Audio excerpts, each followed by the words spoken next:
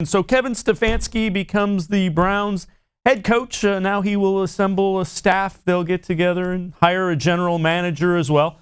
Time to welcome in Jake Burns from the Orange and Brown Report to dive in a little bit more into Kevin Stefanski. And Jake, when we mentioned Kevin Stefanski a week ago, you mentioned very much that you thought he was really well thought of in NFL circles. Yeah, I think anytime you can have a guy who is able to last through multiple regimes like he has done, spend time with the quarterback collective group, which is some of the better coaches in the NFL right now, the McVay, Shanahan, McDaniels, LaFleur group. Those guys are all part of quarterback collective, and Kevin Stefanski's in that group. And I think he's just a very well thought of, not just coach, but person, thinker, connection, leadership, all that stuff. I think he does a really nice job. I don't know if that translates into being a good head coach. There's factors there we don't know, but I think they did a fine job landing on Kevin, and I think he'll bring a lot of things Cleveland fans should like.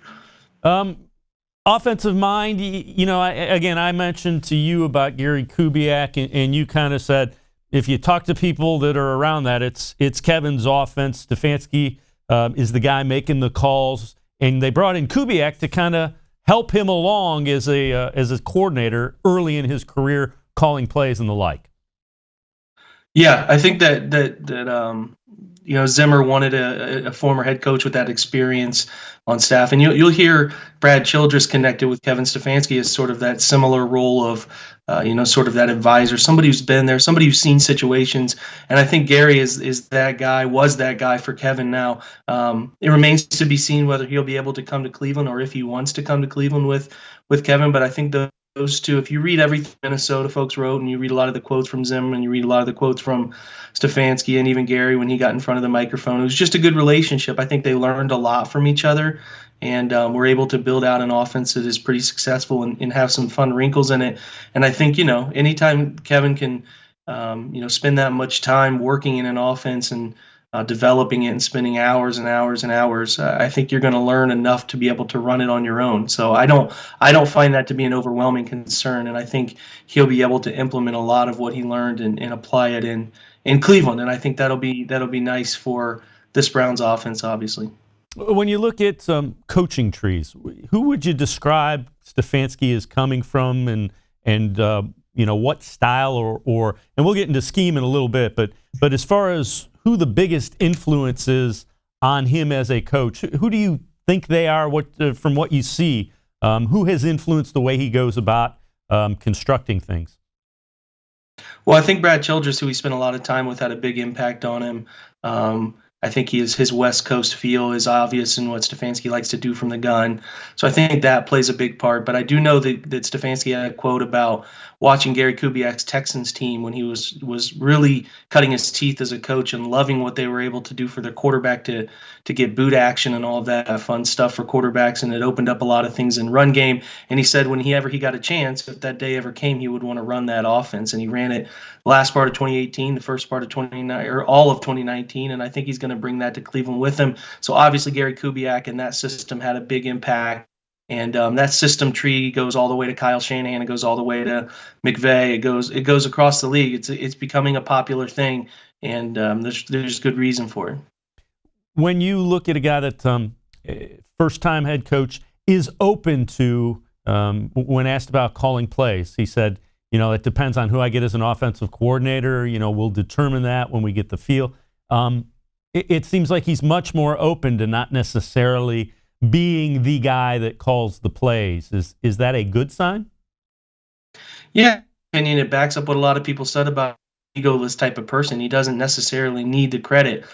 He doesn't want that. He just wants to win football games, and he's not going to be hell-bent on doing things one stubborn way. I think if he finds the right offensive coordinator, whether that's Matt LaFleur from San Francisco, or even Mike McDaniel from San Francisco, both of those guys could obviously, the LaFleur brother, I might have said the one in Green Bay, but his brother's in San Francisco, and he wanted to actually join the Green Bay staff, but Kyle Shanahan blocked him because he wasn't calling plays. So we might be mum on the of the offensive coordinator until after San Francisco is eliminated or heading into the Super Bowl. But I do think if he finds the right guy who's familiar with his system that he wants to run here, he's more than willing to allow that guy to call plays, and he can be a key part of game planning and in-game calls and things of that nature.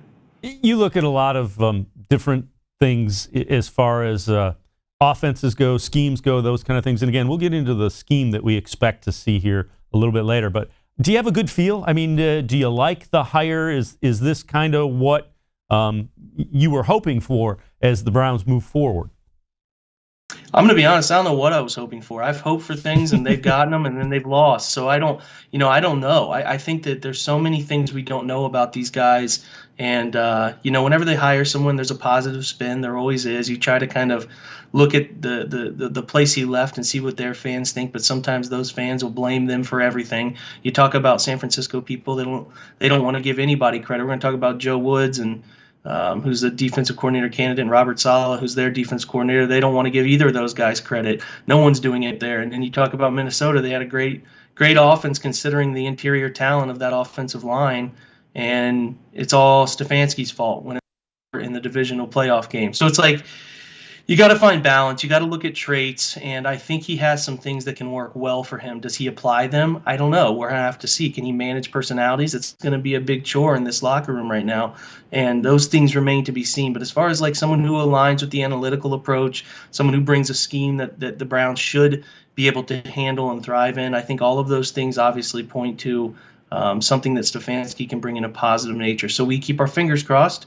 We hope it works out. We hope they have the right processes in line, and hope that the hire is the best for everybody within the organization. Jake Burns from the Orange and Brown Report talking with us. Jake, before we step aside, take a quick timeout. How important do you think it is that they finally get a coach, general manager that align so there isn't the backfighting? Does this maybe tell you things were a whole lot worse and a whole lot more dysfunctional than we might even have thought, based on the fact that they went out, said, we're going to get a head coach, then he's going to have input into the GM? Yeah, I think it's been a big problem. I think you have football guys and scouting guys of the old school ilk who can resent people who look at testing numbers and tear off production numbers such as market share and things of that nature. I think there can be a rift there between those two, and that can cause problems. If they're both reporting equally to the owner, it'll cause problems. So I think what they're trying to do is find the right number of analytical guys with an open mind, the right number of traditional scouting guys like Andrew Berry with an open mind, that will consider everything in front of them and not throw one side of the bus, one side of this whole thing under the bus when if things go awry or a bad pick happens or something along. And so, as a Browns fan, I understand the hesitation because analytics are the key buzzword tied to when they were trying to tank and collect assets. Got to look at the big picture. Now they have the talent. Can they apply that data to the talent and find some results from that?